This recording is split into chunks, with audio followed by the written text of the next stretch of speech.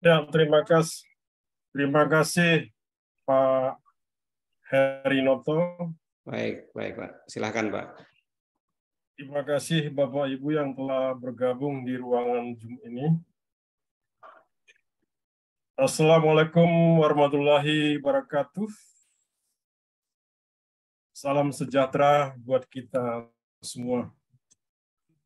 Saya sungguh berbangga sekali. Jelas kedengaran suara saya, Pak, ya? Bisa bertemu di ruangan ini, yaitu kita saling berbagi ilmu, saling berbagi pengalaman. Bukan dalam arti saya lebih dari segalanya, tapi kita diskusi. Diskusi terkait dengan salah satu industri konstruksi atau proyek konstruksi di bidang pembangkit listrik tenaga uap. Di mana kita ketahui bahwa pembangkit listrik itu adalah banyak sekali, ya. Banyak sekali, itu ditentukan oleh, digerakkan oleh apa. Salah satunya ada yang digerakkan oleh batu bara. Itulah yang dinamakan dengan coal fire power plant ataupun PLTU. Ada yang digerakkan oleh gas, LTGU, ada yang digerakkan oleh air, yang dikatakan dengan PLTA. Ada juga yang digerakkan oleh angin, ya. Ada tenaga surya, dan lain sebagainya. Jadi mungkin perkenalan kita sudah tadi dari host kita. Namun kalau ada nanti yang pengen lebih dekat berkenalan dari segi keilmuan, kita bisa berdiskusi lebih panjang lagi. Ya, mohon izin, sudah kelihatan slide saya, ya? Sudah Pak, sudah Pak. Ya, kita masuki materi seperti yang kita lihat di sini, ya. Dengan latar belakang background adalah pembangunan sebuah power plant, yaitu sebuah PLTU.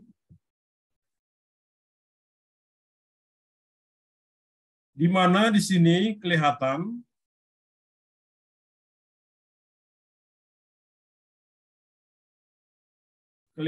PLTU-nya itu suatu area pembangkit listrik tenaga uap yang di dalamnya ada bangunan-bangunan. Kita lihat ini, ada bangunan-bangunan. Berbagai bangunan ada di sini. Semua ini adalah fasilitas yang menggerakkan sebuah pembangkit listrik itu, ataupun PLTU tersebut. Ada di darat atau di onshore, dan ada juga yang posisi di laut. Ya, kita lihat di sini adalah posisi pelabuhan atau jetty. Nah, ini berfungsi untuk transport daripada batu bara itu, ya, transport dari batu bara karena digerakkan oleh batu bara. Batu bara didatangkan dari daerah lain lewat kapal, dibongkar di sini, terus dimasukkan ke dalam lokasi pembangkit. Nah, ini salah satu yang disebut dengan tempat batu bara, coal fire. Ya. Tentu ini digerakkan oleh ada conveyor belt, jadi dari kapal dibongkar masuk ke conveyor belt, terus dibuang ke tempat lokasi kolyatnya ini. Terus dari situ sebagian ada yang digerakkan, terus ini disambung, terus naik sampai ke boiler. Turbin di sini terjadi pemanasan, pertemuan antara batu bara yang dipanaskan, uap air yang dipanaskan oleh batu bara sehingga menghasilkan uap. Nah, pertanyaannya, air masuk dari mana? Airnya ada masuk dari sini juga. Jadi di samping daripada pelabuhan ini ada masuk air nantinya. Dari sini terus masuk sampai masuk ke daerah boiler turbin untuk proses selanjutnya menghasilkan uap di cerobong. Itu sepintas sahabat yang ada di grup ini. Baiklah, kita mulai materi kita. Itu sepintas pengantar tadi.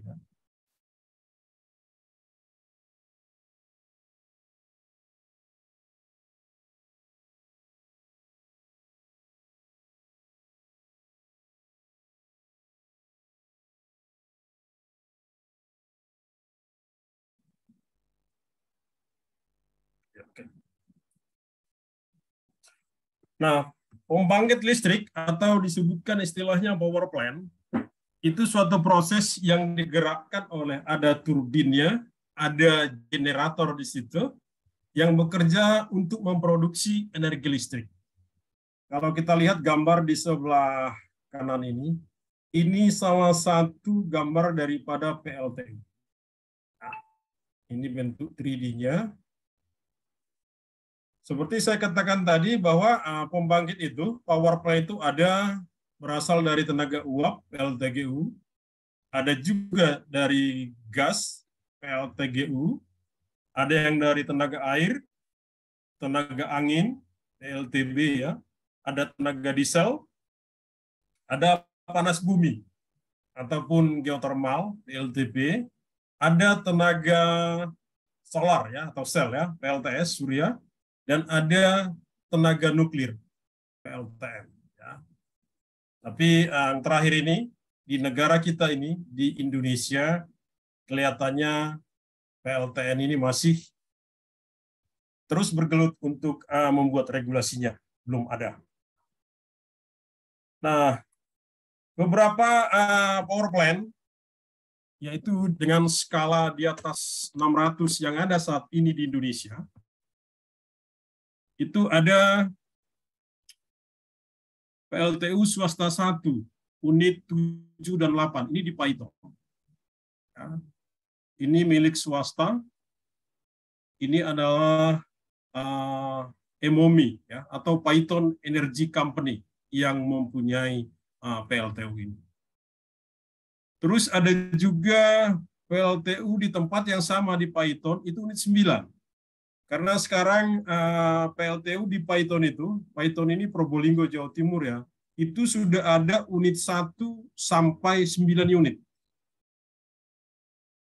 Kita bayangkan kalau satu unit aja 600 dikali 9, berarti sudah 5.400 megawatt dihasilkan hanya di lokasi Paiton, Probolinggo, Jawa Timur.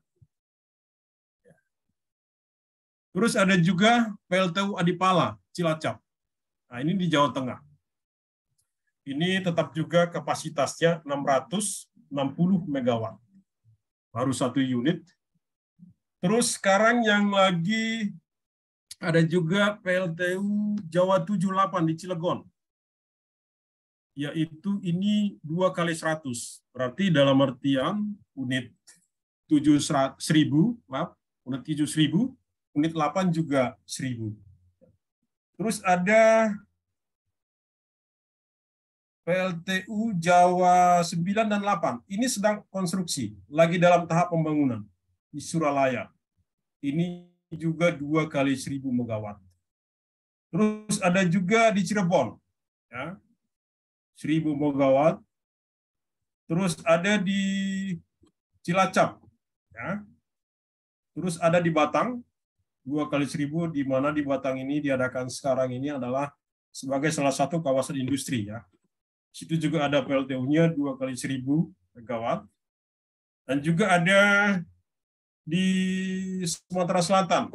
Di sini juga sudah ada memasuki unit ke 60 unit ke-8. Artinya ada unit 1, 2, 3 sampai ke-8. Ya.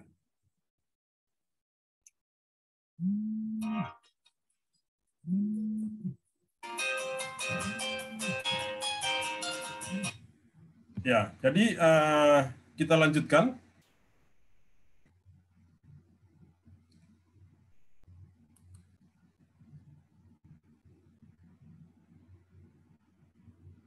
Ya, ini buat poolnya di mana ya? Kok nggak ada notasinya di sini, Pak Heri?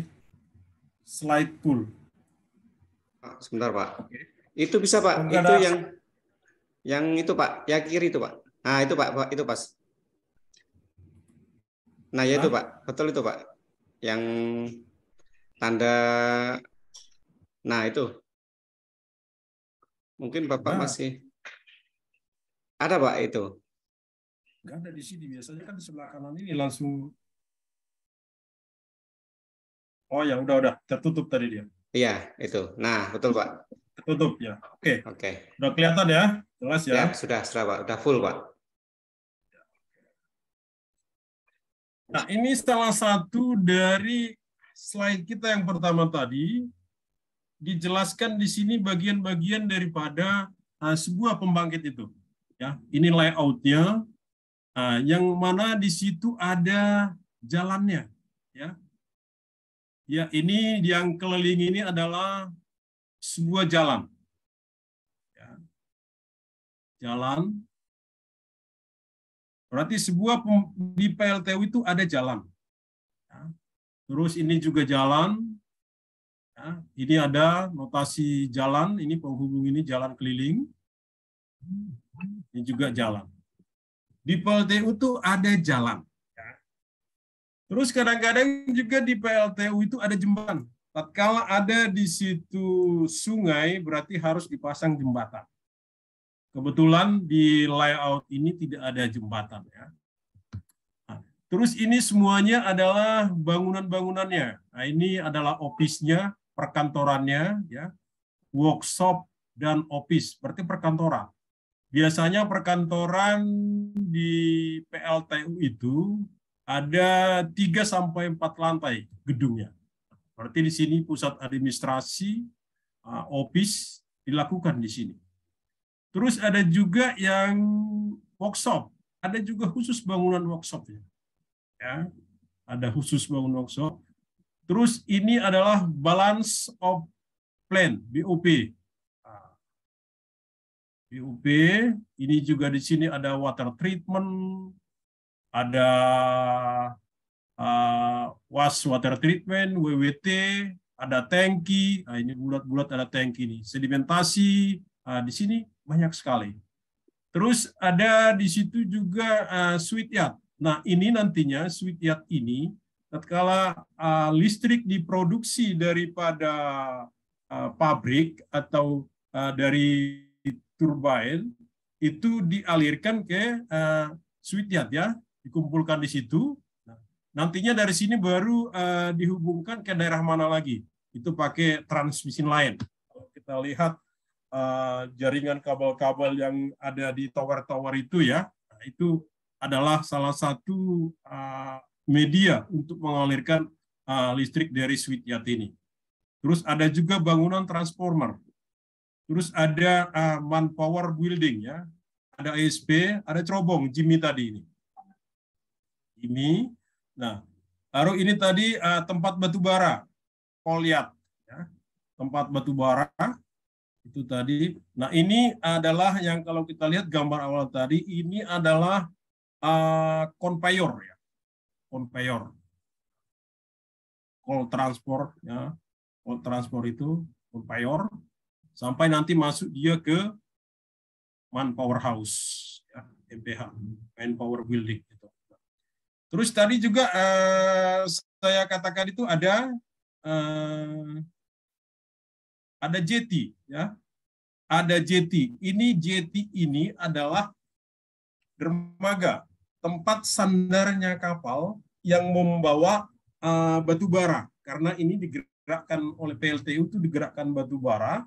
Jadi batu bara itu diambil dari lokasi lain. Katakanlah kalau sekarang ini kan kita banyak memakai batu bara dari Kalimantan.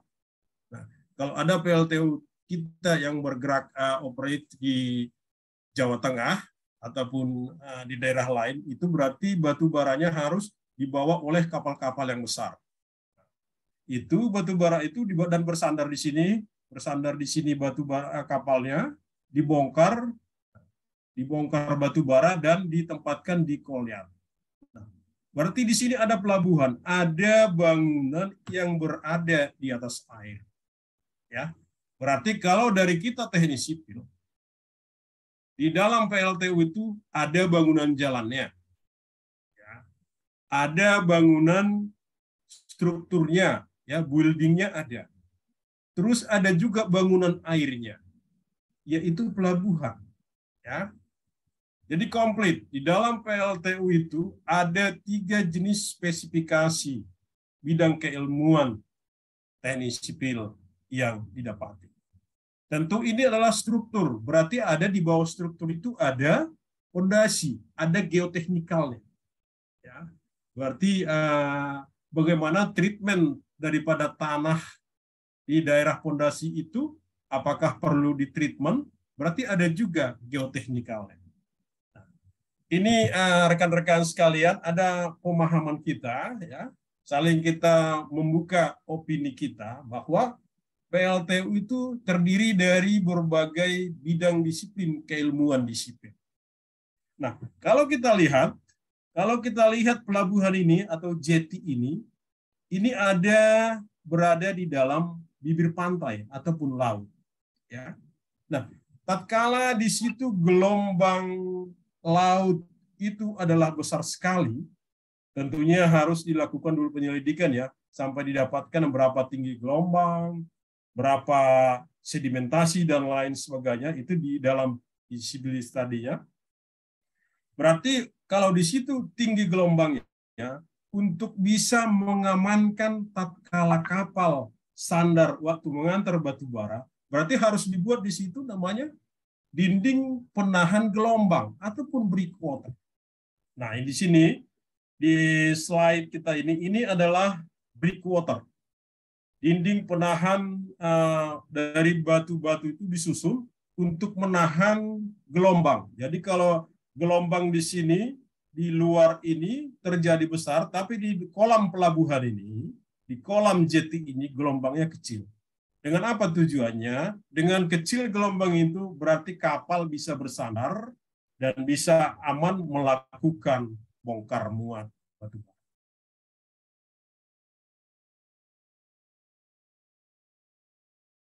Nah, ini tadi bentuk layout 3D-nya yang saya jelaskan tadi. Ya. Jadi di sini lengkap dengan bangunan-bangunannya yang saya jelaskan tadi. Ya. Jadi ini yang dikatakan Jimmy atau cerobong. Ya. Cerobong ini manpower house-nya, manpower building-nya, ada turbine, ada powerhouse, dan di sini ada generatornya. Ya.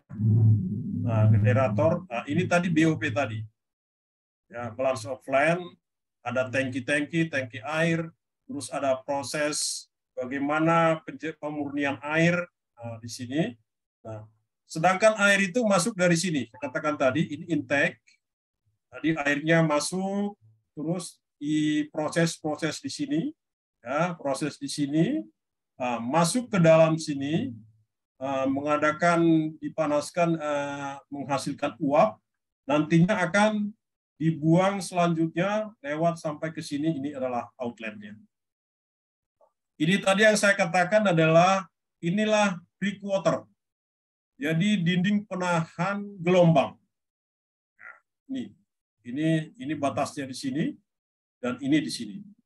Dipasang dinding penahan gelombang ini untuk tadi fungsinya untuk membuat bahwa di sekitar air di sekitar kolam ini, pelabuhan ini, gelombangnya akan kecil, sehingga kapal bisa bersandar dengan baik. Nah, ini salah satu adalah yang saya katakan tadi PLTU Python. Kebetulan di sini saya diberikan kesempatan menangani 3 unit ya, 3 unit PLTU di Python ini, mulai dari unit 7, unit 8, dan unit 9. Ini fotonya sudah lama, jadi di sini masih ada berdiri 4 unit, sedangkan unit 9 belum berdiri di sini. Ya. unit 9 ada di sini, ini unit 78, ini unit 56. Nah, 34 juga ada di sini. Ini unit 1, unit 2, 34 ada di sini, belum ada di foto waktu saya ambil foto ini. Ini unit 56, ya. Ini unit 78. Dan di sini ada lagi yang baru, yaitu unit 9, yang paling terbaru. Nah, ini pembangkit listrik tenaga uap di Paiton. Jadi rekan-rekan kalau barangkali ada yang pernah melintas dari Surabaya, ya, dari Surabaya mau ke Banyuwangi atau mau ke Denpasar, itu lewat Probolinggo pasti melewati PLTU ini. Ya, ada jalan itu ada di atas bukit, PLTU-nya ada di bawah. Jadi pasti melintasi daerah ini. Ya, ini salah satu bentuk PLTU yang ada di Jawa Timur, yaitu di Probolinggo, tepatnya di Paiton, Kecamatan Paiton.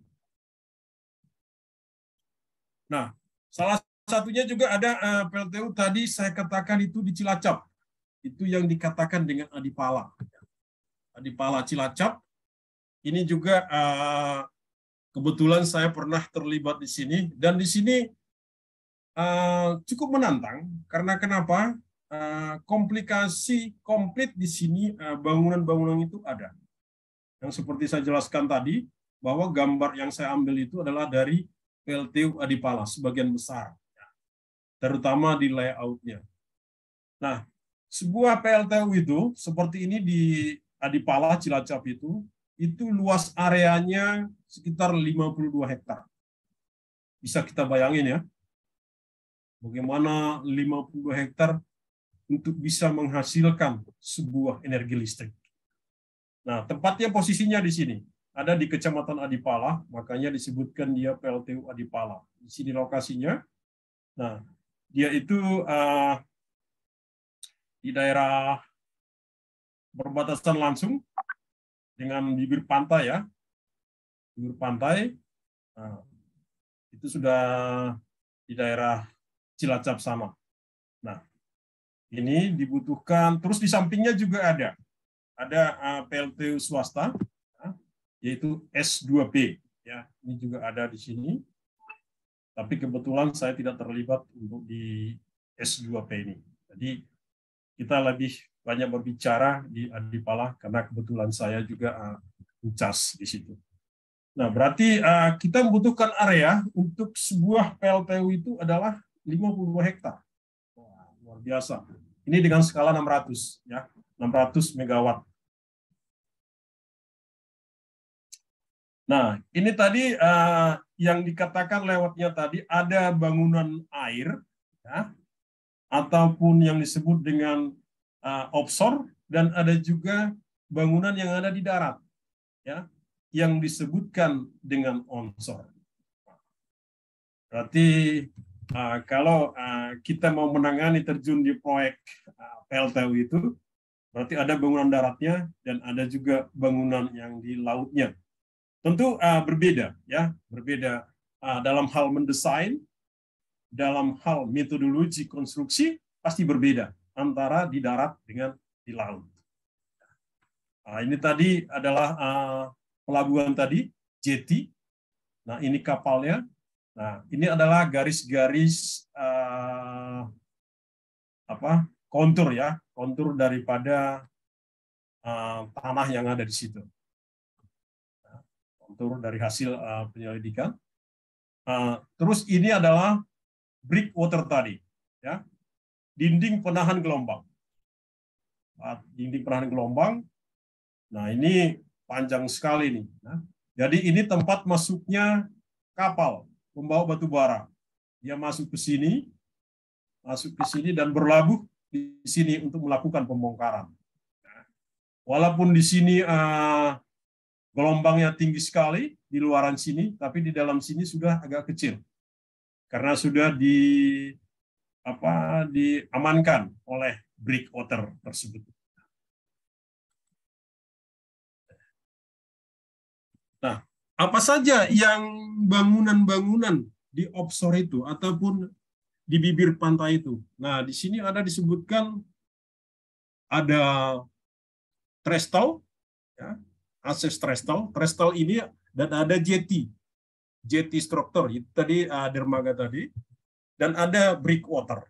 Nah, akses trestle ini adalah yang menghubungkan antara jetty ke bangunan darat.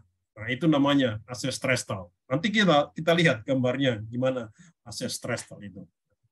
Terus apa bangunan yang ada di darat, di onshore? Nah, ini banyak sekali. Banyak sekali yang ada di bangunan darat. Ya. Bangunan darat, ada steam turbine, ya, ada circulator water pump house, nah, ada juga suite yacht-nya, ada administrasi building-nya, ya. Administrasi building inilah biasanya yang menjadi office. Nah, ini begitu banyaknya. Jadi kalau kita membangun sebuah bangunan pabrik misalnya, kita dapat proyek membangun sebuah pabrik, katakanlah pabrik gula gitu ya, cuma satu di situ ya, pabrik kalau bangunan pabrik. Tapi kalau ini banyak sekali bangunan yang harus kita bangun di dalam sebuah menghasilkan sebuah power plant itu. Jadi di darat dan di laut.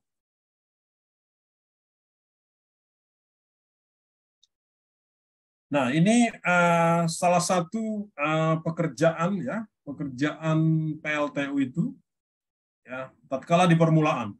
Ya. Ini baru persiapan lahan dan sudah mulai pemancangan.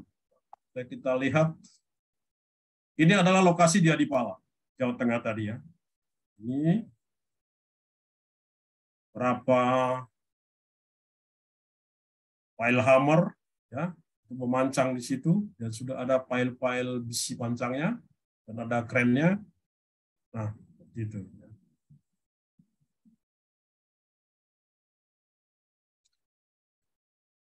Nah, apa yang saya katakan tadi bahwa di laut ya, di laut itu tadi bangunan di laut ada jetty, ada trestle. Ya, ini adalah salah satu bentuk pekerjaan pemancangan di laut. Ya, ini pancang yang baru dipancang di laut. Setelah itu diadakan pembesian balok-baloknya beam. Ya. Tentu pemancangan itu dilakukan oleh ini alatnya. Nah, inilah memancang waktu pekerjaan di laut. Kebetulan foto ini saya ambil waktu meninjau proyek, tatkala melakukan pemancangan dan pekerjaan sudah pekerjaan daripada BIM, ya, BIM daripada akses trestle itu. Nah, ini akses trestle. Nah, ini ada tadi akses trestle dan ada jetty. Nah, ini tadi jetty-nya tadi, setelah jadi ya, bentuknya seperti ini. Berarti kapal itu akan sandar di sebelah sini. Kapal batubara sandar.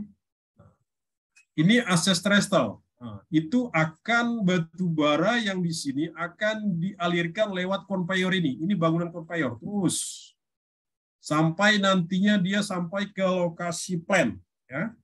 Bahkan sampai ke lokasi tempat penampungan batubara. Ini sedang under construction. Nah, ini bentuknya.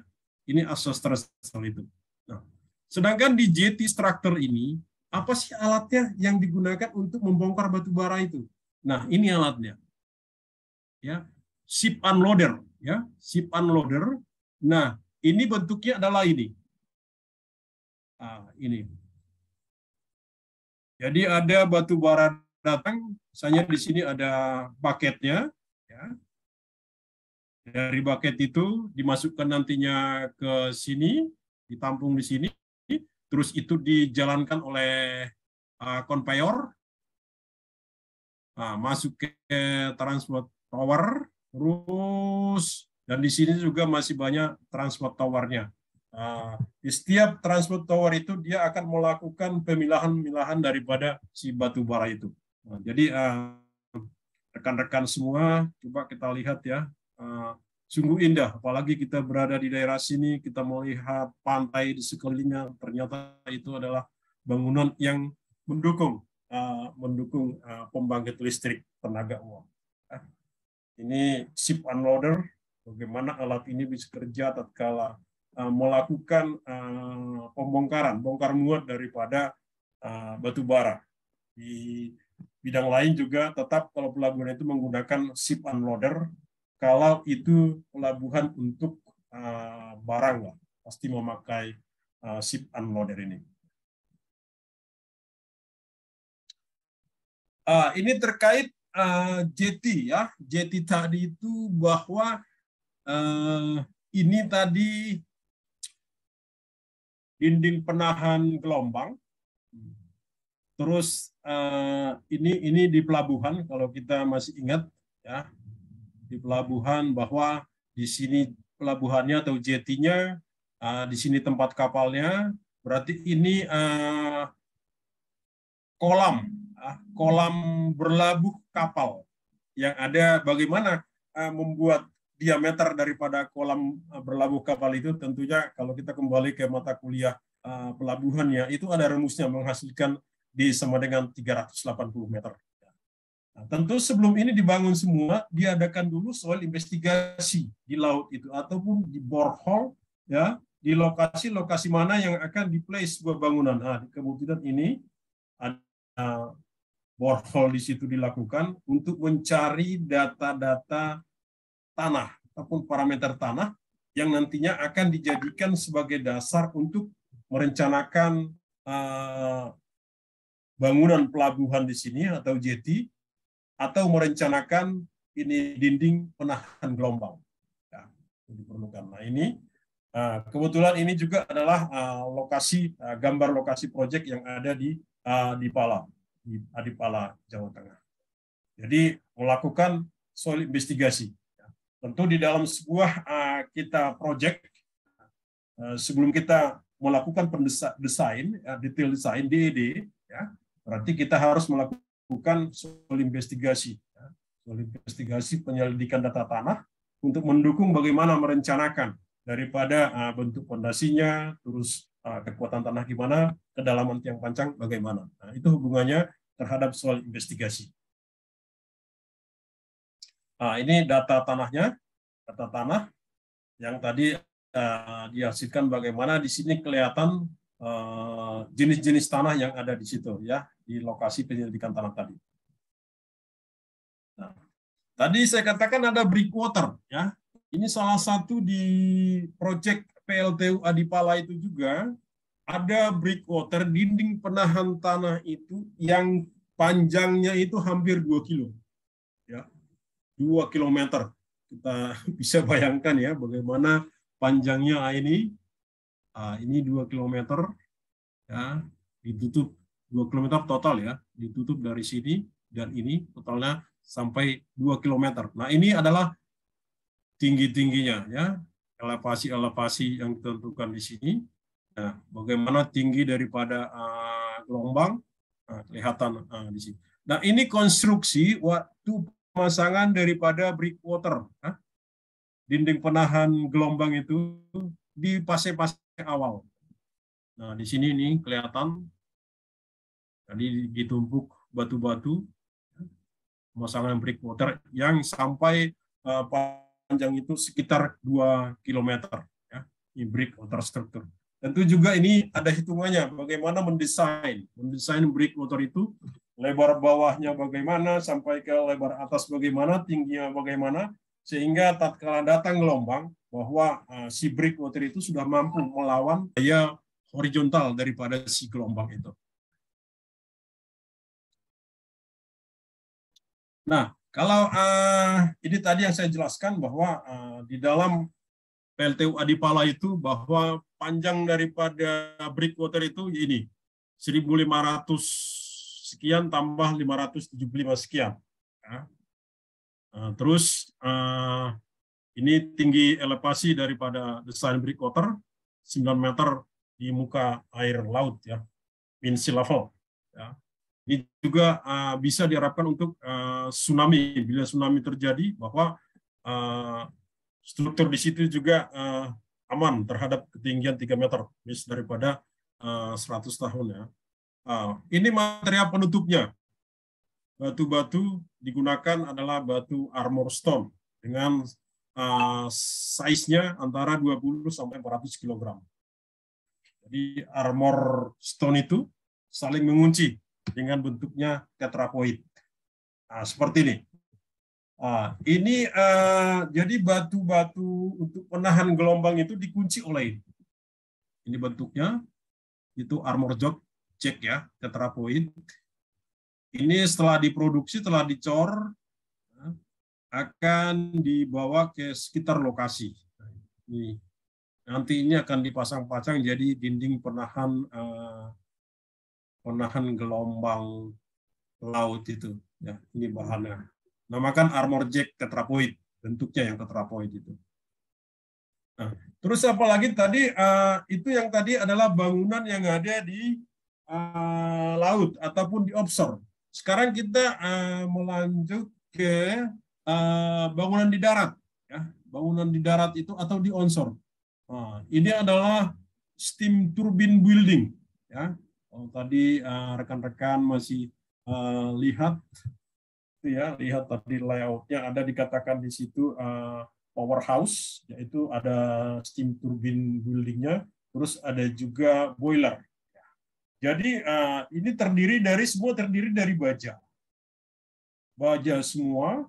Kalau kita lihat besar-besarnya baja ini ya. Tentunya di sini pondasi, di bawahnya ada pondasi ya. Pondasi. Nah, ini baja-bajanya. Nah, di sini masih banyak equipment peralatan daripada si mechanical atau electrical. Ya. Ada steam drum ditaruh di lantai berapa. Nah, ini hanya bangunan struktur dari struktur bajanya. Nah, kita lihat ini. Nah, ini adalah bangunan daripada steam turbine building dengan struktur bajanya. Ya, ini terus ini juga sama dari sisi fotonya, ya. Nah, kalau di sini kita lihatan dari foto sebelahnya itu kelihatan bahwa ini adalah equipment, ya. Ada coal bunker. Nah, ini adalah pipa-pipanya. Kalau kita lihat ya. Dan di sini ada peralatan-peralatan di setiap lantai. Ini ada yang didominasi peralatan daripada mechanical. Nah, banyak ya. Nah, ini coal bunker. Di sini ada tempat-tempat ininya. Tetap juga dari bahan baja.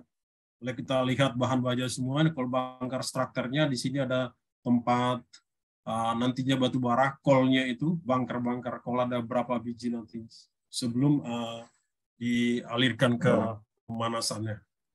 Jadi kita lihat sungguh besar-besar ya, steel material baja yang digunakan di pembangkit listrik tenaga uap tersebut. Ini bentuk lain daripada boiler tadi, foto lain ya. Ini maksud saya inilah yang peralatan-peralatan yang digunakan di situ, peralatan mechanical, electrical, ataupun instrumen yang dilakukan di situ. Nah, ini kren yang mendukung erection daripada si baja ini, si baja struktur ini. Tentunya struktur itu berdiri di mana? Pasti di dalam pondasi. Ya, karena struktur itu tidak mungkin berdiri tanpa ada pondasi. Nah, proses pondasinya ada yang dari bahan baja, steel file, dan ada dari bore pile. Nah, ini proses waktu bore pile-nya. Nah, ini sudah dicor, terus dilakukan pekerjaan. Ya. Di sini sebagian sudah dilakukan lantai kerja yang sebelah ini, ya, ada lantai kerja, dan di sini masih pembersihan, nantinya akan dilakukan lantai kerja sampai terbuang nanti beton-beton ini, dan sisa nanti seperti ini, besi-besi yang nongol ini. Nah, ini proses pemancangan waktu di steel file-nya, steel file digunakan di steam turbine building, dan ini di boiler. Ya. Nah, di antara cerobong tadi, cerobong dengan powerhouse itu ada yang dinamakan elektroplisitator, ESP. Ini bangunannya. Bangunannya semua juga dari baja. Nah, ini kebetulan ini adalah di PLTU, ya. Ini PLTU Python. PLTU Python unit 9. Ini. Nah, ini dilihat di gambar sebelah sini, bangunannya seperti ini semua.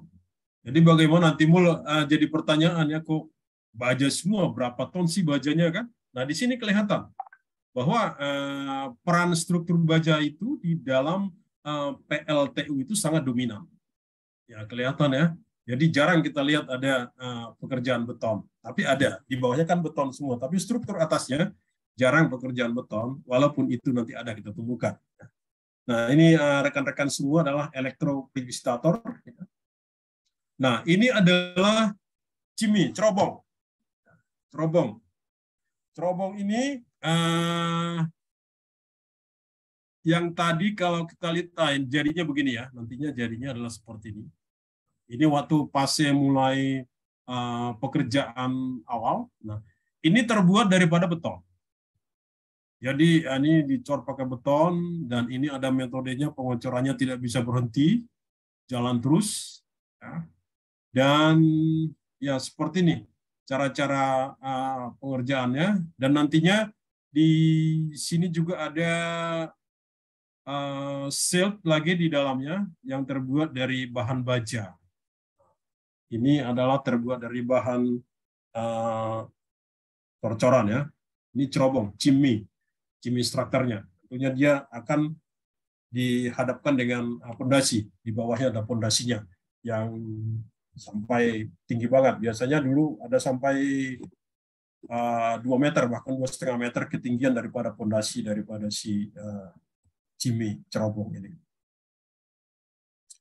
Nah, ini tadi air itu masuk dari laut, ya. Laut dimasukkan ke darat, ya. Itu melalui proses sampai ke seaway pump house. Di situ dipompa, di situ diolah. Nah, ini pipanya itu, seaway pump ya, seaway pipe. Jadi ini bentuk-bentuknya kalau kita lihat detailnya adalah seperti ini. Ini per segmen, ya, satu segmen dipasang, dijoin. Jadilah bentuknya seperti ini. Ya, setelah semua proses elevasi dan join dicek sudah bagus, sudah memenuhi spesifikasi, baru nantinya ini akan ditimbun. Jadi tidak kelihatan. Begitu sudah proyek itu sudah selesai, nantinya tidak kelihatan bahwa di bawah-bawah itu ada pipa. Nah, ini pipa air ya, seaway pipe. Nah, itu masuk ke siwi tadi masuk pertama airnya masuk ke seaway pump house. Ya. Jadi diolah di sini pompa untuk nanti kemana didistribusikan terhadap powerhouse. Airnya itu untuk bisa memanaskan daripada si batu bara itu. Ya. Jadi di sini ini bangunannya dari baja, dari beton untuk seaway pump house-nya. Ya. Jadi tempat-tempat pompa nantinya di sini setelah berjalan operasi daripada si pembangkit itu. Nah, itu tadi adalah beberapa yang bangunan-bangunan besar, namun masih banyak seperti BOP, ada sedimentasi tank, ada tangki-tangki lain, ada water treatment, dan ada pengolahan lain. Itu ada juga bangunan lain. Nah, ini yang di darat, terus ada lagi yang dinamakan transit line. Nah, ini kalau bentuknya PLTU itu terus dihasilkan dari generator ini akan keluar, ya, listrik masuk ke switch yard. Nah, ini switch yardnya. Dari sini masuk ke dialirkan lewat jaringan-jaringan ini. Nah, mungkin rekan-rekan pernah melihat bentuk-bentuk ini di pinggir jalan atau di mana ya. Ini adalah jaringan distribusi daripada listrik itu sampai ke ada yang dikatakan gardu induk, ya. Ya, gardu induk ada tegangan tinggi sampai nanti distribusikan sampai nanti ke konsumen. Nah, berarti tetap ini juga tetap dilaksanakan pelaksanaan konstruksinya. Berarti ini tower ya. Tower ini bagaimana mendesain tower, terus bagaimana install daripada kabel-kabel ini. Nah, ini masuk ke elektrikalnya, ya, sehingga bisa berfungsi semuanya dengan baik untuk mengalirkan listrik di jaringan 500 kV atau 150 kV. Tapi semuanya bersumber dari sini. Yang kita bahas tadi, kita bicarakan tadi dari PLTU ini sendiri, proses plan-nya. Nah, seperti saya katakan tadi bahwa pembangkit listrik itu digerakkan oleh berbagai macam. Tapi kalau di PLTU itu digerakkan oleh apa? Adalah batu bara. Batu bara itu, ya, itu memanaskan air, ya, sehingga menghasilkan uap. Ya, uap dan berubah nanti akan menjadi energi. Kira-kira proses seperti itu di pembangkit listrik tenaga uap. Nah, ini adalah siklus proses daripada pembakaran. Pembakaran batu bara itu, saya katakan tadi bahwa mulai batu bara datang di kapal, di pelabuhan tadi. Nah, ini ya, kita lihat sebelah kanan ini. Nah, ini dibongkar oleh ship unloader. Ini dengan ini ada bucketnya. Ya. Nah, ini akan dialirkan lewat belt conveyor. Ya. Dari sini dia akan naik sini. Di sini ada transport tower 1, transfer tower structure 1. Ini ada belt conveyor. Dia menghasilkan 1.250 ton per hour. Ya. Batu bara yang dialirkan di sini. Terus dari sini akan turun, naik lagi. Sini ada proses transport tower 1. Naik lagi terus, masuk ke transport tower 2. Di sini dia bercabang. Sebagian dia dimasukkan ke coal yard. Nah, ini ya. Ini adalah tempat penyimpanan batu bara. Kalau kita lihat, ya. Batu bara masuk ke sini, dan dari sini nantinya, ya, dari sini nantinya akan batu bara itu dialirkan lagi ke crusher house, ya, ya. Crusher house di sini juga diproses sampai nanti dari situ masuk ke transfer tower 3. Itu coal bunker.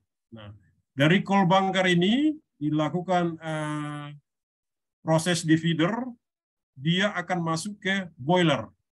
Ya, boiler. Sementara di sini juga sudah ada proses air heaternya di sini ya. Masuk semuanya diproses di sini sampai nanti on airnya di sini, dan nanti asapnya atau uapnya akan keluar dari cerobong ini. Nah, ini tadi adalah proses-proses tangki-tangkinya ada juga di sini. Ya. Ini siklus bahan bakar, berarti siklus daripada batu baranya. Terus ada tadi apalagi digerakkan oleh siklus airnya bagaimana? Berarti kalau tadi batu bara, ini sekarang air. Nah, air itu ini berasal dari seawater in ataupun intake ya. Ini di laut sana, ya. Di laut sana, air laut masuk ke proses pre-treatment, dilakukan di sini, masuk ke media dan masuk ke water tanki. Water tankinya dari sini masuk ke demin plant. Demin plant, terus diolah masuk ke demin water tank, terus masuk kondensat, kondensat tank, terus kondensor. Nah, dari sini, nah terus tadi sebagian di sini dialirkan terus ke sini, proses masuk ke heater 1, heater 2, aerator. Nah, seperti ini prosesnya, sedangkan dari kondensat itu juga masuk seperti ini kondensernya. Nah, ini proses daripada siklus daripada air yang masuk dari batu bara, dari air laut sampai keluar dia menghasilkan pemanasan di boiler tadi, ini cold kompresornya. Ya. Nah, itu siklus air dan uap, dan kemudian dia menghasilkan uap, ya, uap dan diproses di sini dan akan menghasilkan ini tadi energi. Nah, ini transmission lainnya sampai ke mana dia dialirkan. Nah, ini prinsip kerja boiler tadi, ya. Boiler yaitu pemanasan tadi yang dilakukan pemanasan di situ, furnace-nya. Di mana di sini kalau di dalam boiler itu sendiri ada beberapa jenis terkait dengan bagaimana sistem produksi daripada si boiler itu. Ada boiler subcritical, ada supercritical, dan yang tercanggih sekarang adalah ultra supercritical.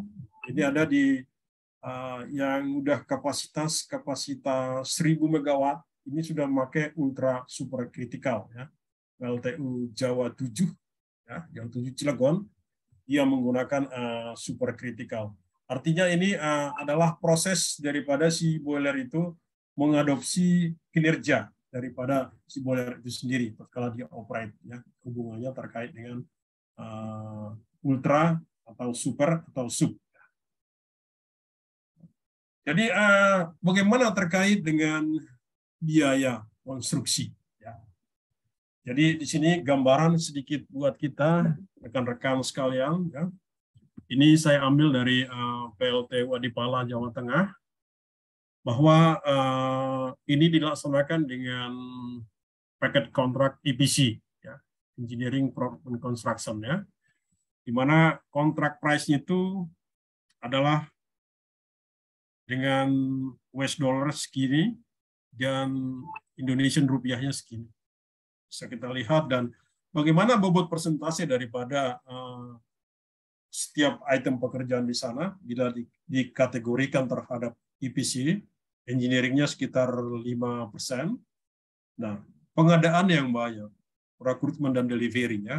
Jadi tadi banyak mesin-mesin, bangkar dan lain-lain sebagainya, barang-barang mekanikal itu. Nah, pengadaan itu dan sampai di lokasi sungguh luar biasa, mencapai 63%. Ya, untuk di sebuah pembangkit dengan kapasitas 660. Terus bagaimana dengan konstruksinya? Nah, ini sipilnya, ya, kalau pekerjaan sipil biasa 20-25%. Ini ada mekanikalnya, overall-nya adalah 100%. Nah, ini di sini procurement ini lebih banyak ini barang-barang mekanikal pada dengan atau elektrikal. Ya.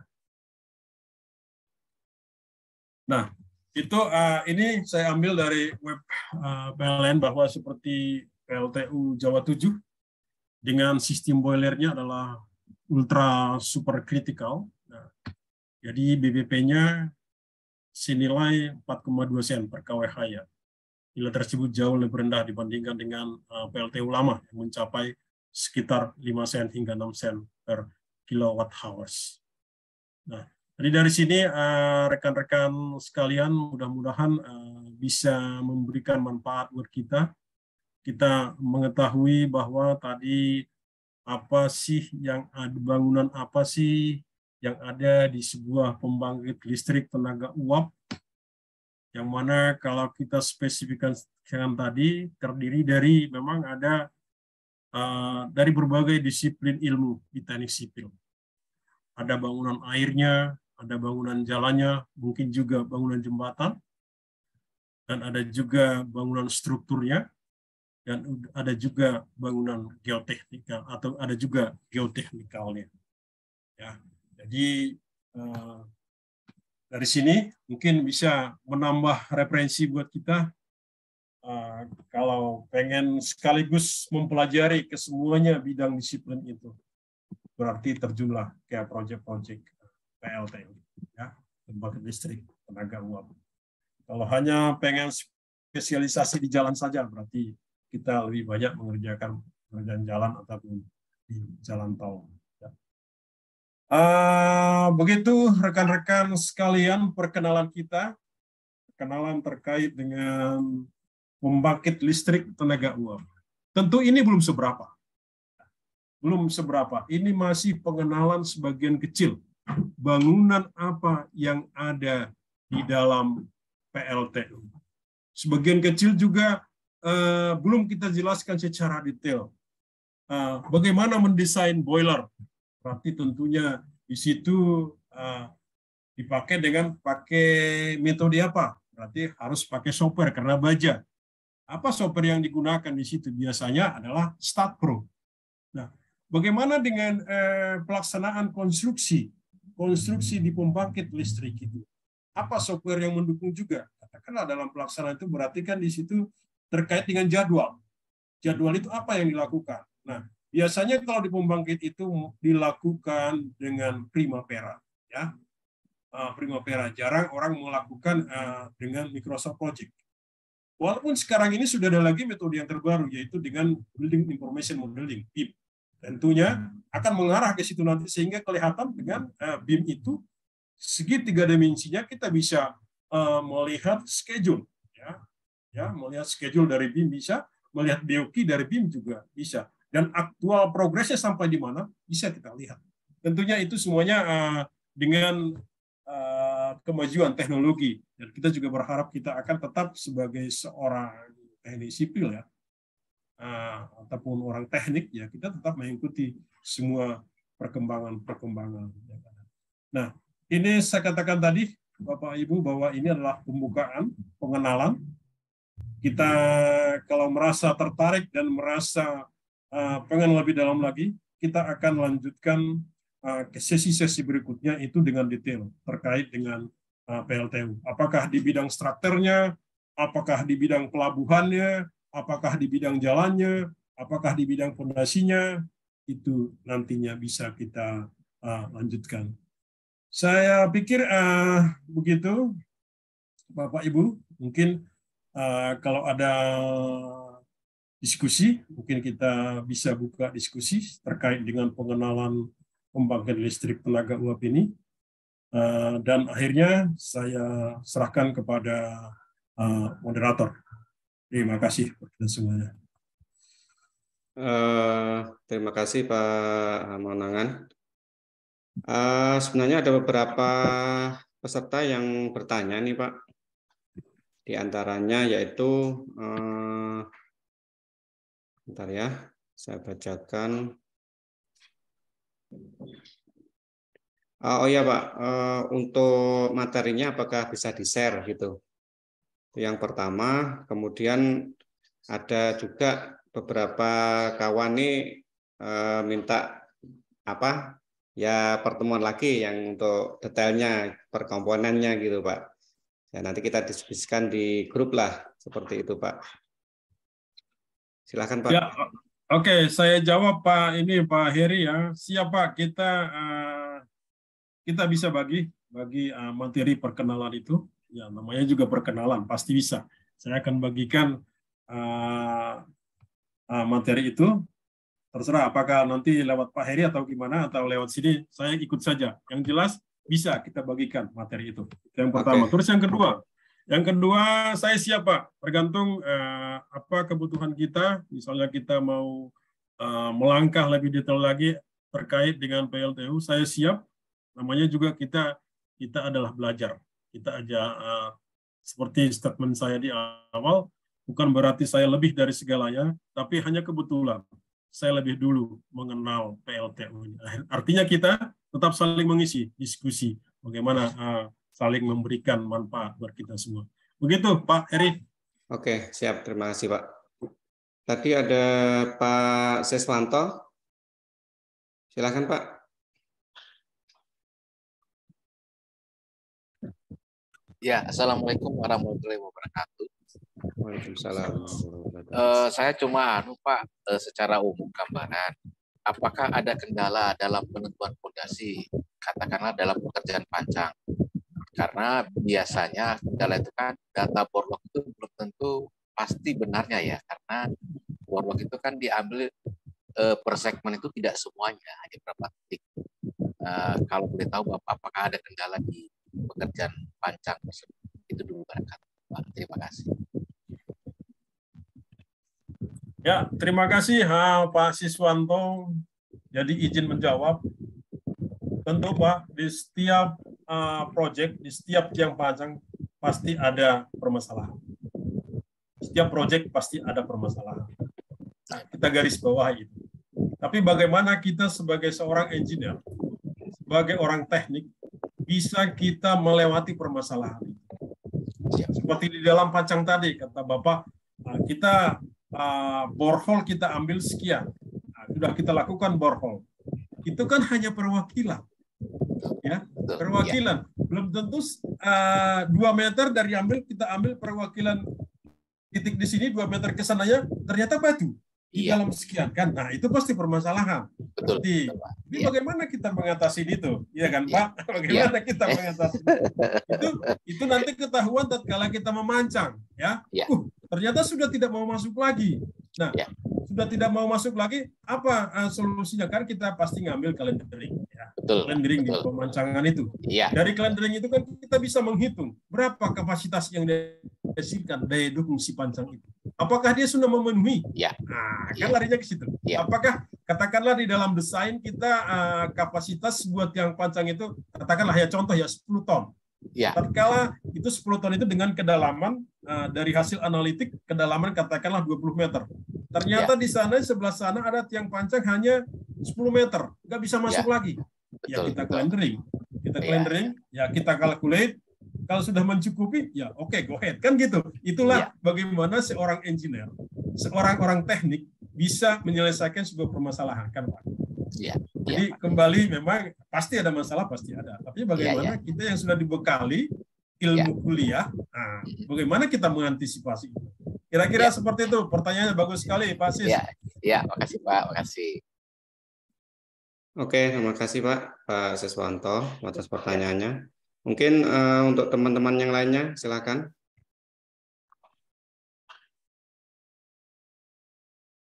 Silakan.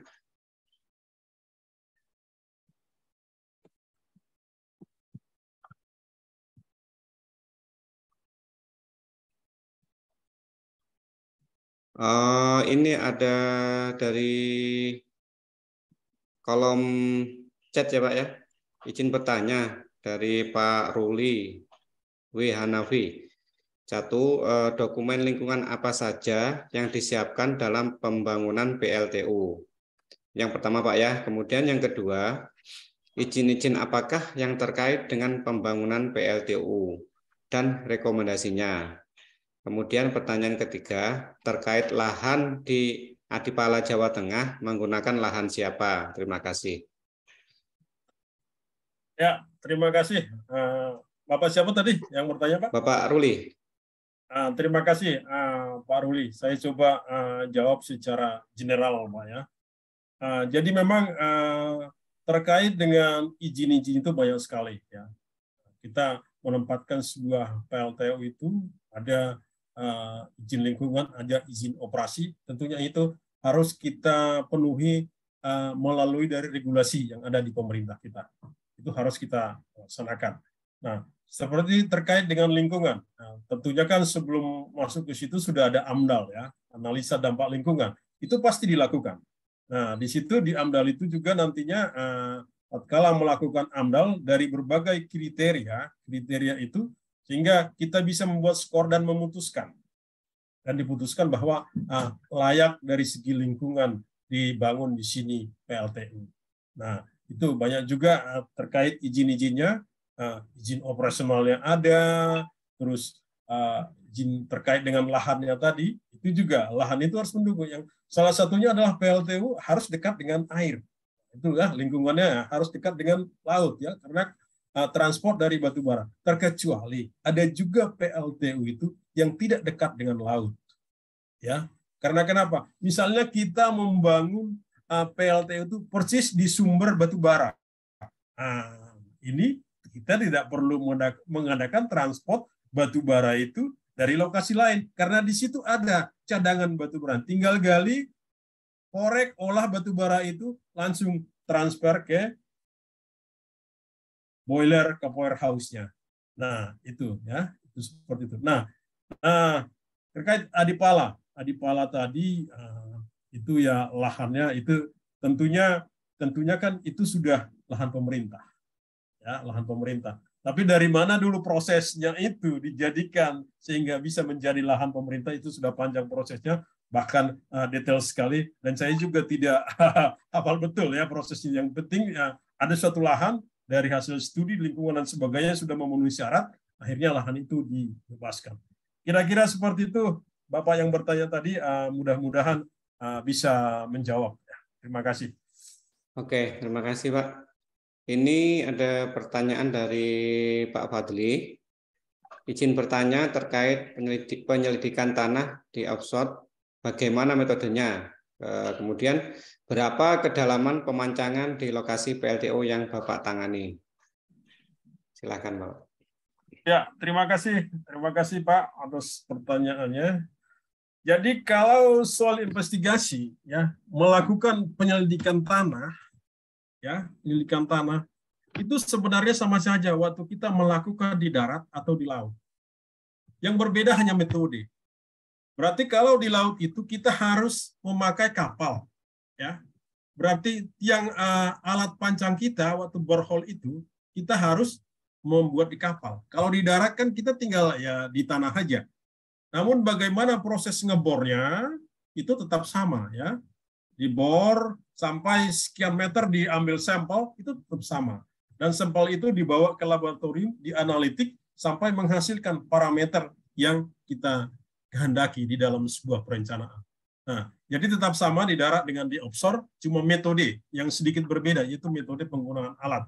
Nah, itu bisa juga dengan pakai kapal ya atau ponton. Nah, itu bisa dilakukan tatkala melakukan pengaboran di offshore itu di darat.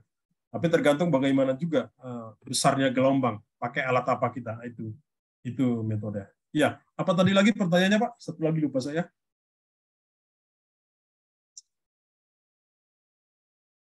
Itu aja tadi offshore ya. Masih di mute Pak Heri. Oke, maaf. Ada lagi dari Pak Wahyudi.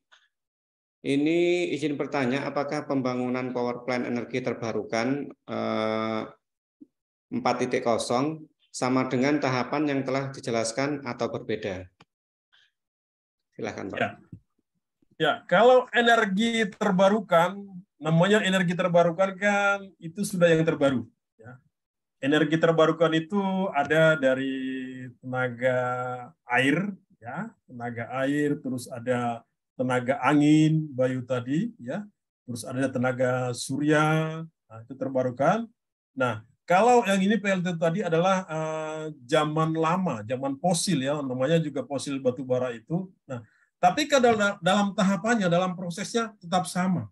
Ya, kita akan mulai dari AMDAL, ya, analisa dampak lingkungan.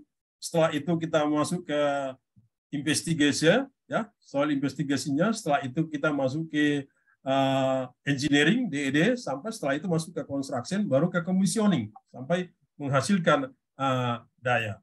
Nah, terus itu yang terbarukan itu justru, tapi sekarang ini kita sudah banyak beralih ke energi terbarukan, yang terbaru. Karena kenapa? Energi terbarukan itu adalah memang di samping dia lebih safety, ya lebih green, itu. Jadi sekarang ini kita sudah banyak diarahkan ke terhadap energi terbarukan. Terima kasih metodenya, metode istilahnya dalam merencanakan, mendesain, mengkonstruksi sampai commissioning sebuah power plant itu sama saja, ya, sama saja. Dia itu bidang fosil ataupun terbarukan. Cuma pekerjaan konstruksinya yang sedikit berbeda. Namun prinsipnya tetap sama. Begitu kira-kira Pak, semoga bisa menjawab dengan baik. Oke, terima kasih Pak. Oh ya Pak, perlu diketahui Pak, saya saat ini berada di Pulau Kalimantan, tepatnya di Kalimantan Timur Pak. Jadi kebetulan kantor saya itu pinggir Sungai Mahakam Pak. Di Kutai Kartanegara Pak, Tenggarong Pak. Jadi Tenggarong, tahu ya. Batu bara yang setiap hari itu sudah nggak tahu berapa ponton yang hulu hilir itu dibawa ke Paiton juga mungkin Pak itu. Ada beberapa teman juga ini dari IKN juga, dari IKN Balikpapan, dari Samarinda juga Banyak Pak peserta kali ini dari Sabang sampai Merauke kayaknya nih. Oke, masih bisa bertanya Pak? Boleh Pak. Silakan Oke.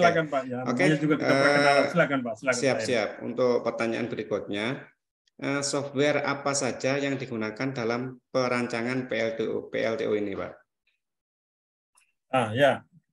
Ini kembali kita ke seperti di awal tadi, saya bilang bahwa di bidang apa.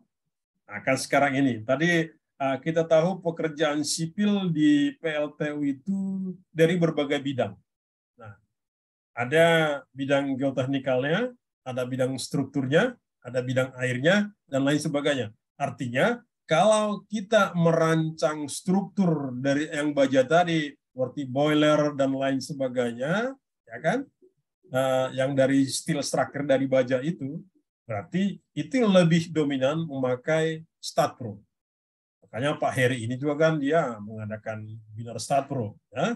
Betul, Pak. Itu Betul, lebih Pak. banyak menggunakan software StatPro. Itu pasti. Nah, bagaimana merencanakan fondasinya bagaimana? Itu juga bisa dilakukan dengan Stat Foundation, ya. StatPro yang bagian fondasi.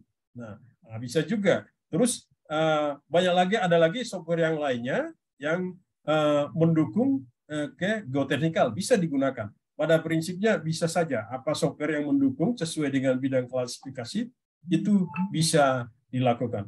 Tapi kalau di struktur saya katakan tadi lebih banyak di StatPro. Kira-kira seperti itu. Siap. Terima kasih Pak jawabannya Pak. Cukup jelas teman-teman ya. Jadi kesempatan di proyek PLTU ini sangat banyak Pak ya, sangat luas. Mulai dari konstruksi pondasinya, konstruksi sampai manajemen proyeknya Pak ya. Ya, ada. Manajemen proyeknya juga pelaksanaannya ada. Oke, untuk pertanyaan berikutnya Pak, dari Pak Erwin. Mohon izin bertanya Pak,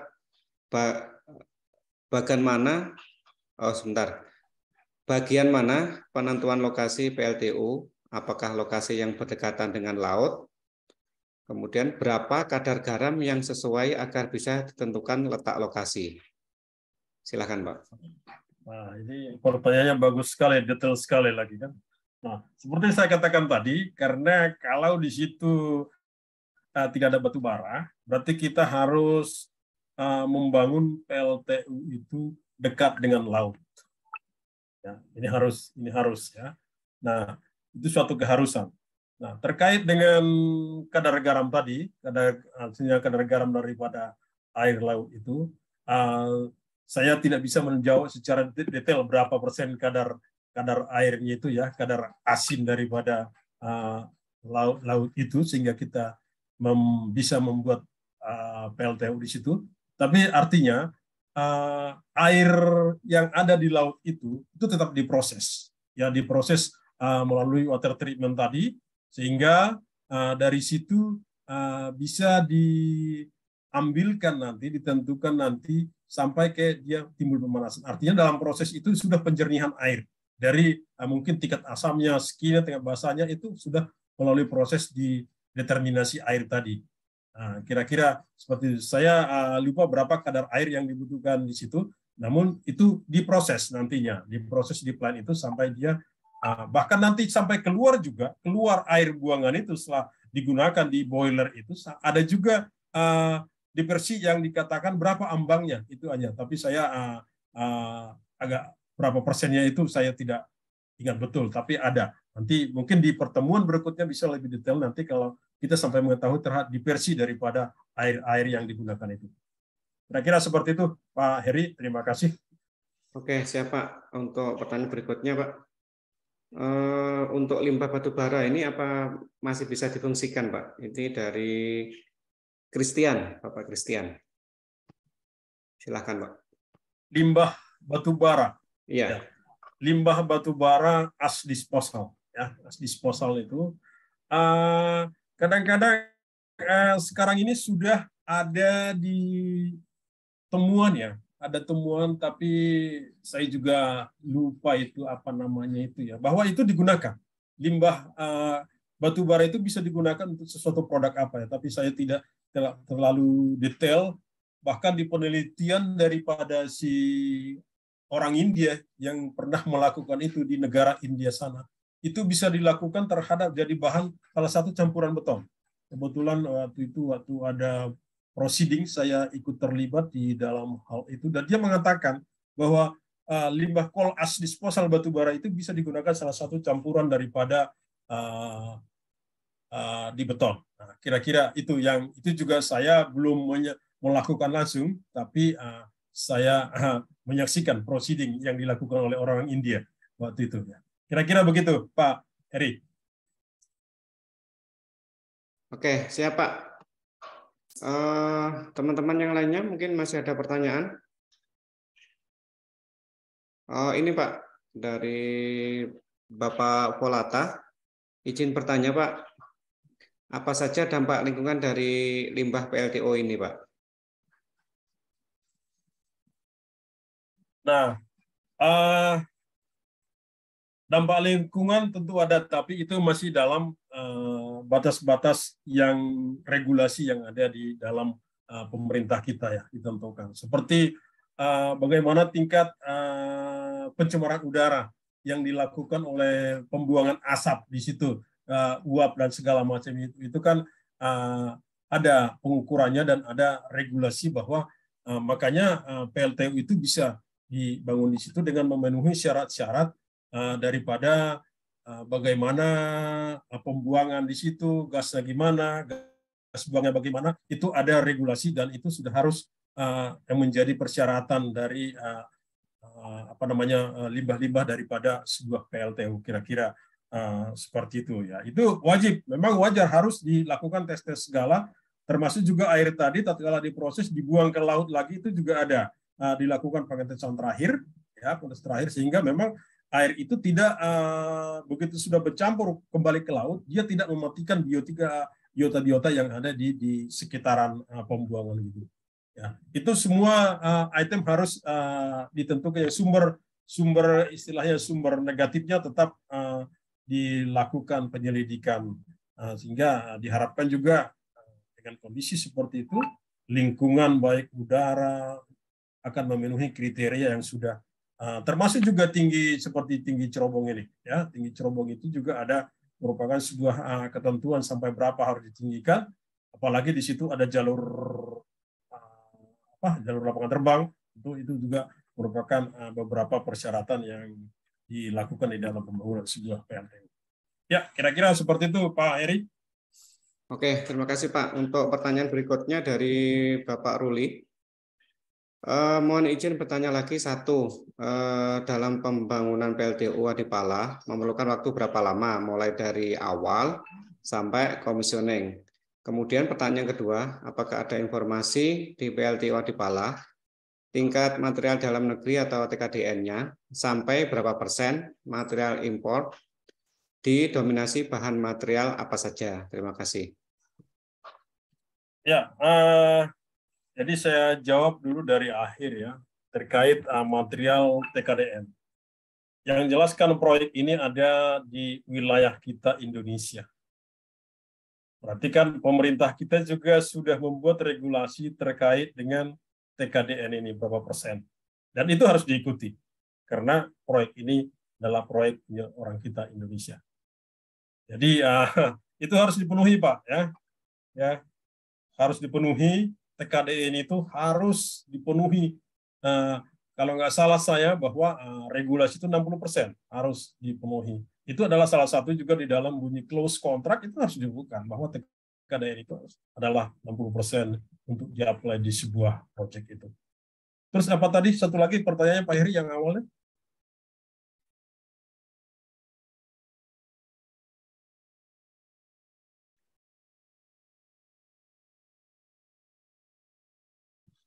Belum di-unmute Pak. Oh iya, maaf Pak. Untuk pembangunan di PLTU Adipala Pak, jadwal. Jadwal waktunya mulai dari awal sampai commissioning test. Ya, Adipala itu dulu dilaksanakan sekitar 3,5 tahun ya, mulai dari kebetulan Adipala memang tergolong agak ini ya, karena tanahnya di situ tergolong berpasir. ya, bor pasir, sehingga kalau kita melakukan sebuah bangunan di atas pasir, kita kan berarti sudah tahu apa yang akan terjadi, sehingga di treatment dulu tanahnya. Jadi memang agak sedikit. Jadi 3,5 tahun proyek itu sampai jadi commissioning, ya. Jadi mulailah dari feasibility study, jadi hampir mencapai 4 tahun lah mulai dari feasibility study. Itu lamanya proyek Adipala itu. Ya kira-kira karena begitu besar ya 660 megawatt. Gitu Pak jadwal proyeknya. Oke, siap Pak. Kemudian dari Bapak Martin, itu kan ada beberapa pembangkit listrik ya, mulai PLTU, PLTA, PLTG. Dari beberapa pembangkit listrik itu yang optimal itu pembangkit listrik yang mana itu, Pak? Nah, kalau dibilang secara optimal, saya juga tidak bisa menjawab secara detail yang optimal gimana maksudnya ya. Karena begini, sebuah power plant itu, pembangkit itu kan yang dihasilkan adalah produk listrik. Ya, baik itu kapasitasnya berapa, ya, kapasitas katakanlah seperti ini kan 600 megawatt atau ada 1000 megawatt.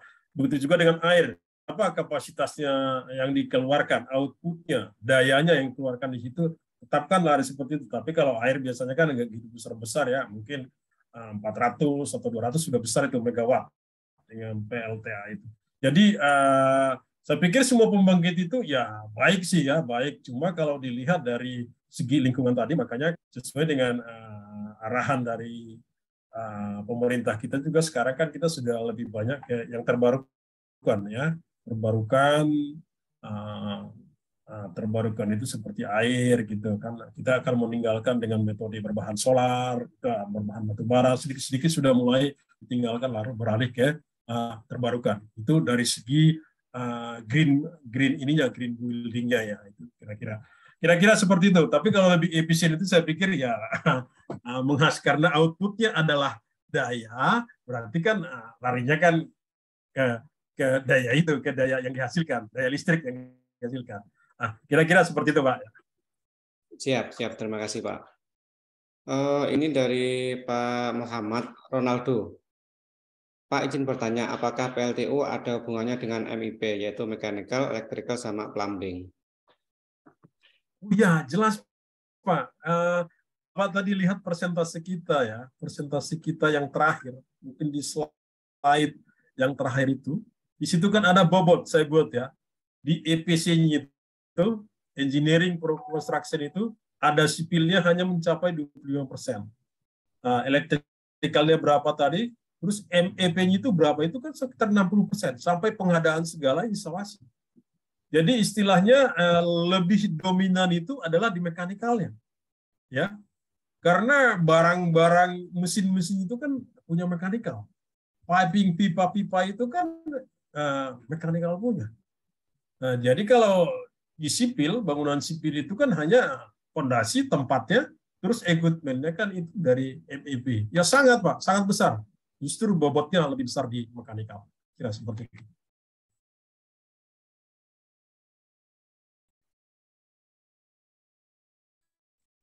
Oke Pak. Untuk pertanyaan berikutnya Pak dari Pak Mageng. Di set tempat saya yaitu Reaction Power Plant ini menggunakan Simne dengan sel dari plat baja. Apa kekurangan dan kelebihan jika menggunakan plat baja ya? Itu Pak. Kelebihan dan kekurangan menggunakan plat baja. Terima kasih. Ya, itu untuk Jimmy itu ya. Sebenarnya di dalamnya itu kan masih dilapisi dengan windshield ya. Jadi dari bahan baja di dalamnya. Dan itu yang akan berhubungan langsung dengan uap itu dari baja, windshield-nya itu. Ya, itu di dalamnya. Jadi di luarnya beton, di dalamnya itu ada baja lagi bangun dalamnya. Nah, itu windshield itu. Jadi itu hanya untuk menopang struktur daripada windshield itu. Ya. Jadi beton itu hanya menopang. Jadi ya seperti kita lihat tadi bahwa ada beton bulat itu di bawah besar, di atas kecil. Di dalam itu ada lagi windshield dari bahan baja. Itu beton itu hanya dudukannya. Jadi istilahnya dudukan yang baik itu apa ya?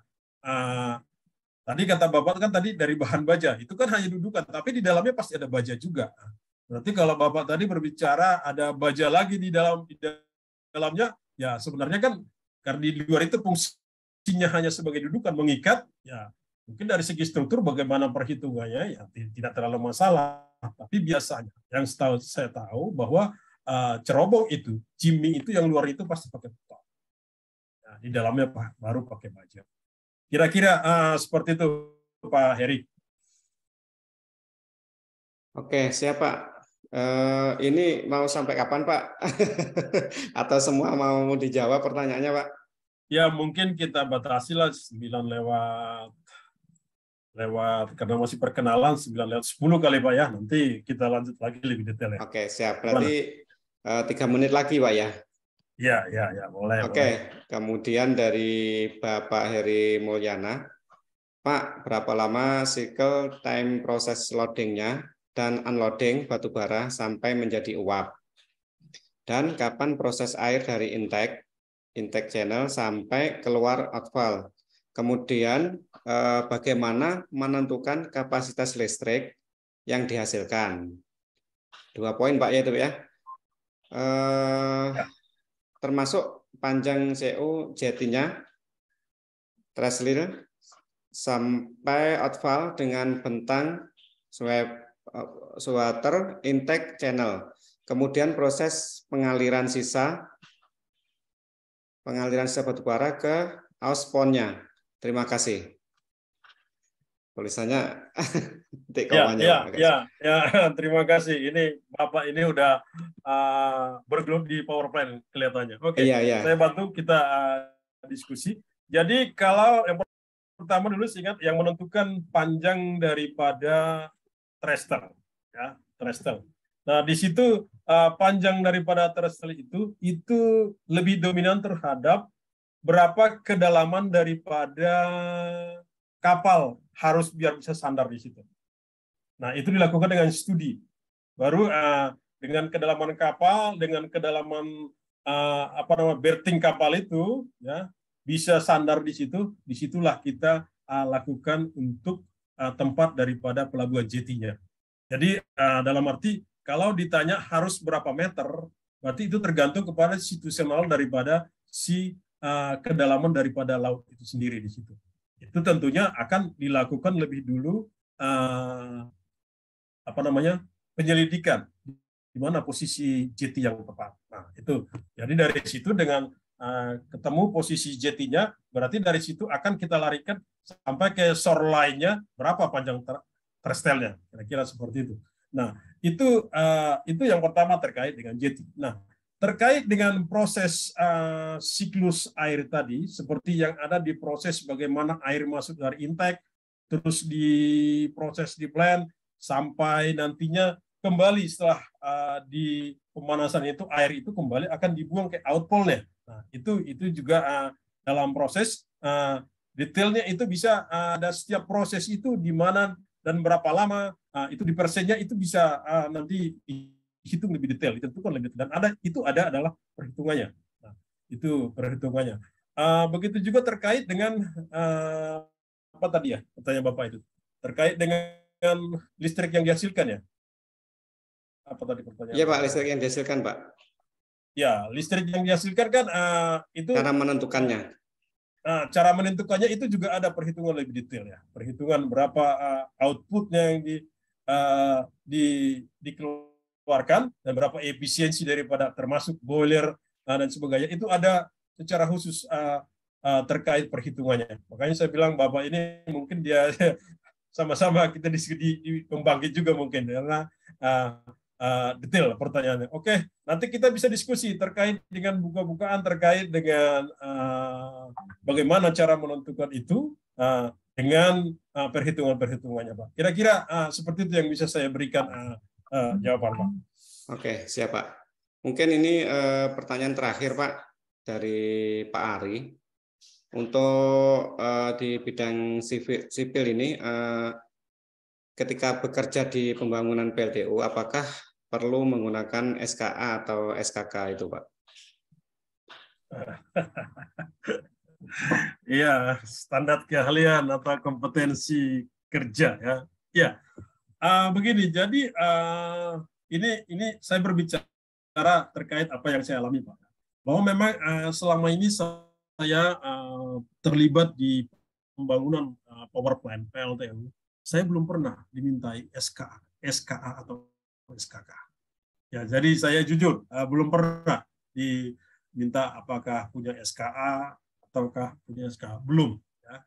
Justru saya diminta itu kalau proyek itu proyek dari ownernya PUPR ya, itu memang diminta sebagai persyaratan tender ya, persyaratan tender. Tapi kalau K3 memang itu dibutuhkan biar di mana-mana. Saya pikir itu dalam safety K3 itu dibutuhkan. Nah, begitu Pak, itu terkait dengan apa yang saya alami ya selama ini. Belum ada di pembangkit itu yang mensyaratkan harus ada SKA, SKK, tapi kita juga tidak tahu untuk kedepannya ya apakah ESDM juga memakai SKA, karena ESDM itu power plant ini kan salah satu ESDM ya. ESDM itu kan ada juga punya kompetensi tersendiri ya. Jadi kompetensi tersendiri terhadap pembangkit ini ada, tapi itu bukan namanya SKA atau SKK. Kira-kira begitu Pak Heri. Oke, terima kasih Pak Hamonangan. Oke Pak, mungkin untuk teman-teman yang masih ada pertanyaan atau masih penasaran tentang konstruksi di PLTU ini, bisa kita lanjut di grup WA Pak ya? Ya, bisa. Terus materi kemana saya share Pak? Langsung ke sini aja atau gimana Pak Heri? Materinya boleh di-share kalau di WA gimana Pak, di grup WA Pak? Oke, siap. Sama saya minta izin dari Bapak, ini kan saya rekor nih Pak, saya rekam, apakah nanti boleh saya share di grup juga Pak? Oh boleh, tidak apa-apa. Kita tidak ada bicara-bicara yang lain di sini, silakan. Kita kan hanya diskusi ya, belajar. Nah, silakan Pak, silakan. Oke, terima kasih Pak. Dan untuk berikutnya, teman-teman ini sebenarnya ada beberapa yang masih pengen dilanjut lagi Pak webinar ini, kalau bisa seminggu sekali katanya. Mudah-mudahan kita masih diberi umur panjang, bisa amin, kita amin. saling berbagi. Iya. Ya, mudah-mudahan juga apa yang saya sampaikan ada manfaatnya. Seperti saya katakan tadi di awal, saya bukan mengetahui lebih dari rekan-rekan semua di sini, tapi mungkin saya diberi kesempatan mengenal PLTU lebih dulu, itu saja. Jadi bukan saya ahli ya, makanya kita diskusi, saya bilang dari tadi. Iya, biasanya itu Pak, kalau padi itu semakin berisi itu semakin merunduk Pak ya. Seperti itu. Jadi sebenarnya Pak Hanung ini sangat-sangat kompeten ya di bidang PLTU ini. Jadi mungkin teman-teman yang ada keahlian bisa merapat lah. Siapa tahu dikasih proyek kan, gitu Pak ya. Ya, kita diskusi lah terkait bagaimana. Toh namanya juga sebenarnya sedikit lagi Pak Heri.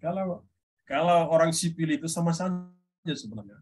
Iya, betul Pak. Dia sipil itu pasti mengenal tanah, beton, baja, besi, kan itu saja kan, air gitu loh. Iya, betul Pak. Proyeknya di PLTU ataupun proyeknya dia menemukan tanah di PLTU. Nah, di jalan sana juga dia menemukan tanah, kan sama saya sebenarnya kan. Betul Pak. Mungkin proses yang buat berbeda.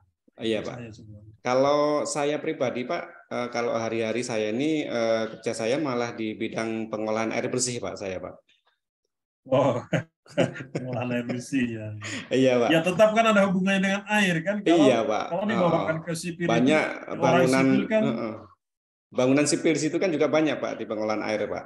Ada baja, ya, ada pengolahan fondasi. air itu kan berarti pakai ilmu hidrolika lah kan. Iya, berapa debitnya, berapa harus didesain daripada ukuran pipa, ukuran salurannya, kan kira-kira seperti itu. Jadi nggak jauh-jauh, sama saja sebenarnya aplikasinya kan. Iya Pak. Baik Pak, mungkin nanti kita lanjut di grup WA mengenai kelanjutan kita nanti, apakah kita mengadakan webinar lagi, kita tentukan untuk waktu sama jamnya. Kita sepakati aja nanti di grup WA, Pak ya. Iya, siap. Oke, teman-teman, terima kasih yang sampai pada waktu ini masih bertahan.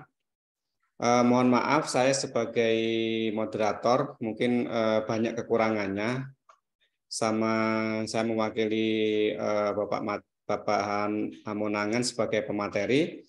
Jika ada salah dan khilaf, kami mohon dimaafkan. Dari saya cukup sekian. Wassalamualaikum warahmatullahi wabarakatuh. Waalaikumsalam. Mohon diizinkan saya Pak Heri biar bisa posting materi ini di grup kita Pak ya. Siap Pak. Ini mau diposting di WA Pak ya? Grup WA Pak ya? Iya, grup WA ya. Oke. Saya posting materinya. Berarti bisa saya tutup ini Pak ya untuk meetingnya Pak? Ya, oke, bolehlah ditutup saja ya. Siap, terima kasih Pak.